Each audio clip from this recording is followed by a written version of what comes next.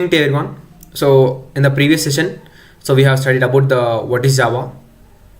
So and how the Java is going to be used in the different environments. And not only that, so we have studied about the some of the concepts on the based on the artificial intelligence, how the Java is going to be integrated in the artificial intelligence. So now we are moving to the Java features. So why we need to learn the Java features? So basically this is the question. So for the purpose of Java features, we are going to be learn. So for building of the strong application, or not only that, so when we are going to be adding some of the features, is going to be, it is a big part of the Java. So not only that, so when you are learning about the basic thing of the Java features, then we know what are all the features that Java can support. So if you learn the Java features, by learning the Java feature itself, we will know about how it is going to be support for the different environments. So now we'll see. So these are all the 12 Java features you are observing in the screen. So not only this 12 Java features, we have some more Java features, but for the a slight information on this, so this is enough thing. So these are all the Java features. So when you take about the first Java feature, that is object oriented. So object oriented, so we will call as a Java is object oriented programming language. So why it is Java object oriented? There's a big question. There's a big amount of question we will get. So Java is object oriented programming language. So because everything is performed using the object itself in the Java. So when you talk about the Java feature, so that is object oriented. So basically we will call as a OOPS concept. This will learn at the further modules. Basically, when we are going to go into the program, so actually we are going to create one object. Using the object itself, we are going to perform our program. So we are going to create one object, and using the one new keyword, we are creating the one new object. So based on the object itself, we are going to create a program step by step. So why it is object oriented? So due to the wrapper classes. So what is this wrapper classes? You may get the doubt. So wrapper classes build the functions, and what type of functions it is going to be filled. What type of functions it is going to be built. So one is auto boxing and auto unboxing. So this wrapper classes you will study in the further modules. So this is about the object oriented. And when you go to simple, so the second one you were saying that is simple. So what is simple?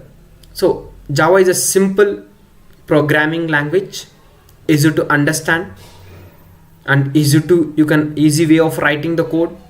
When you compare to another languages, it is very easy to write the program, and quite obviously it is simple. Why? Because generic API. This is why, because it is simple, because of the generic API. So we will call it application programming interface. We will study in the further modules about the application programming interface and bytecode. So bytecode also in the further module we will get the what is the bytecode we will study. And there's about the Java is simple, easy way of understanding and easy way of writing the code, and easy way of understanding what is the data types you are going to use and how it is going to be run, and what are the compilers we have to run the Java program. It is easy. So quite obviously it is very easy when you compare to other languages. So and third one, when you take about the secure. So when you write the large application, when we are talking about the secure, so when you are working on some other organization, think that you are working on some other organization, so your application has to be secure. When you take about the Java application, it is very secure. The loopholes, the security patches is very secure. No one, the third party is going to be enter your application. So such a beautiful feature we have in Java, that is a secure. So Java program runs inside the virtual machine sandbox to prevent undisturbed sources from any activity. So this is such a type of, we have the special security Java feature. when you go to the platform independent, so when you talk about the platform independent, so Java is a platform independent programming language. Why? Because once you're writing your Java programming language, and you can run any platform independent. So because if you think that if I am writing one program in the Windows operating system, so think that one basic program, addition of two numbers, I am writing on my Windows, or writing one basic program and running that program in the Windows operating system. The same program without any modification, I can run the same program in the Linux operating system or the macOS operating system. So that's what we have, the platform independent programming language. So this is a beautiful thing of the Java future. So when you talk about the platform independent, so many applications, so many Java applications nowadays are running on the many platforms. So that's what it is going to be support for the platform independent. So that's about the platform independent. So when you talk about the robust, so in the previous session also we have studied about the robust. So actually what is robust? So Java checks the code in the virtual machine,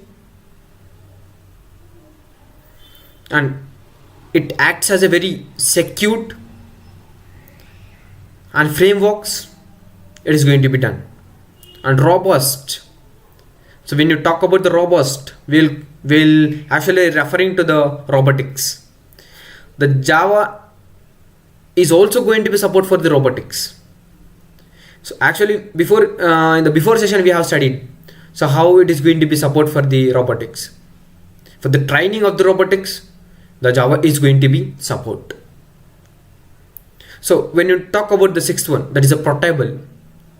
So what is this portable? You may get that out. A small clarification I will give about the portable. So applications, the large applications or the small applications are written on one platform of Java, can easily port it to the another platform.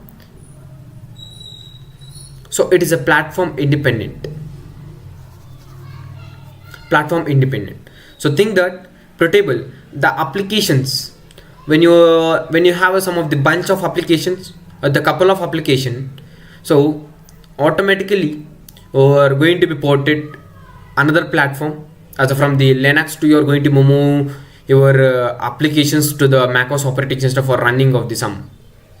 So or else, so think that, so you have the bunch of applications. The applications need to be run on another platform. So think that I have the bunch of programs I am running present in the Linux operating system, and as the same applications I need to run on the iOS operating system. Yes, so quite obviously it is, I can run the applications in the iOS, that is iPhone operating system. Yes, I can run that. So why? Because such a beautiful feature we have the portable. And when you talk about the seventh one, architectural neutral. So architectural neutral in Java means that a Java program can run on any platform with or without any modifications. This is provide because Java compiles by code, which in this executed by the Java virtual machine, that we call it as a JVM, Java virtual machine, rather than being a directly dependent on the system architectural. So this is about the architectural neutral. So same thing. So if I'm writing the program on one operating system, can easily port it to another platform. So based on this, and not only that, quantiancy. So ensure that application which are going to be that running of application behaves the same across the various environments. When you go to the dynamic, so what is this dynamic? You may get that. So I'll give you slight information on the dynamic.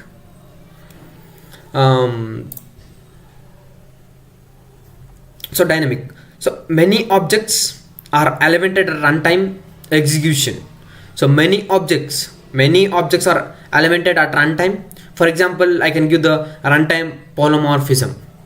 So when you talk about the polymorphism, then we get the what are the runtime environments, and what is this polymorphism, and what and all included in the polymorphism. We'll have understand on the further topics.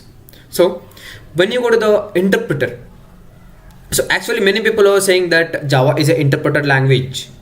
Java, it is not acts like a Python, and I think so past a few years back. So they are saying that about Java doesn't support for the artificial intelligence, so the Python is going to be support for the artificial intelligence and the machine learning or the robotics, everything. So why if I ask the question why it doesn't support, why? Because it is an interpreted language.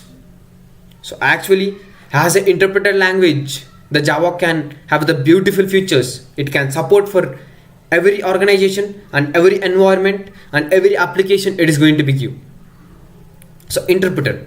So interpreter refers in a Java code is executed. So unlikely a traditional compiled language, and Java follows a hybrid approach. A hybrid approach that has a both compiled and interpreted. Such a beautiful thing we have. So one thing it have the interpreted and the compile So about this compilation and interpreted, we'll study in the further modules. And when you take about the high performance, so when you take about the high performance,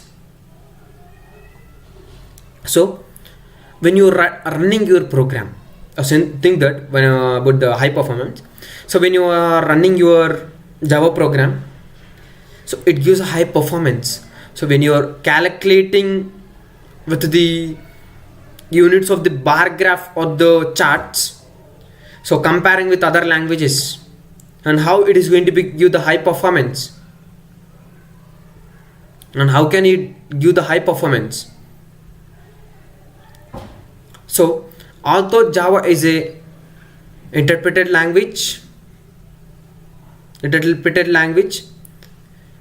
also it is giving to the high performance for the users. So think that if I am creating one website or the web application, the site is going to be hosted in the Bangalore or some other states, or the Andhra Pradesh, the Tamil Nadu, or any states. So how can I provide the better performance? So I built the website using the Java only. Using the Java, I built one website for the users they are using. So how can I give the better service for the users? By saying that I can give the high performance, that my web application doesn't goes down at the servers or anything. So such a way beautiful I have created my web application for the users by using the Java programming language. And when you take about the multithreading, so actually we need to know about what is a thread. So what is the basic thing, what is a thread? So we have the many thread modulings, that is one to many threads, and one to one thread, and many to many threads. So now it is not quite obviously it is not important to you about the depth on the threads. So now we are going to study about the slight information on the multithreading. So when you talk about the thread, so a thread is a process of the program. So multithreading is a multi-process running at the same time, and it is giving the same execution. This facility is provided by Java for the many users. So if I have think that in a simple way I can define that. So if my program has a 1500 lines of code or the 15,000 lines of code, so if I'm using the one thread, so my program is running some speed. If I'm adding one thread to that one thread, again I'm getting the program execution somewhat speed. by using the multi-threads, I can run my application within the speed process. So think that my web application is going to open for a while. When user is going to be open my website, it is scrolling. So because of backend, my threads are not perfectly setted. For that purpose, I am increasing my multi-threads for executing my application within a speed process. So when you talk about the distributed, the last one, distributed. So in the distributed, we have the RM, that is a remote method invocation, and EJB, enterprise Java beans. So RM, remote method invocation, and enterprise Java beans are used to distribute the environment in the different environments. Think that, so if I have the n number of applications, think that I have approximately the 6 applications, or the web 6 web applications, or the 6 normal applications I have. So how can I distribute the one application to one resource group and one applications to one resource group, and total the 6 applications is moved to the 6 resources. So by using the remote method invocation and enterprise Java beans, I can distribute my application through my resources. So using this, we can call another program is running in some other computers. So when you talk about the distributed, it has a elaborating of the concept. So there will be some of the loads. So if my application is getting the much burden load, actually some loads has to be executed, and the distributed applications has to be distributed automatically, and the distributed things has to be loaded in the resources groups, and as well as distributing, and my application should be running 24/7. Then I can provide the better services to my customers. So these are all the 12 you're observing in the screen Java features. So not only that, we have some more Java features added by the Oracle company. So if you learn, this is the basic Java features. So by using this Java features, you can know how the Java is going to be in the further modules. So this is such a beauty we have in a Java.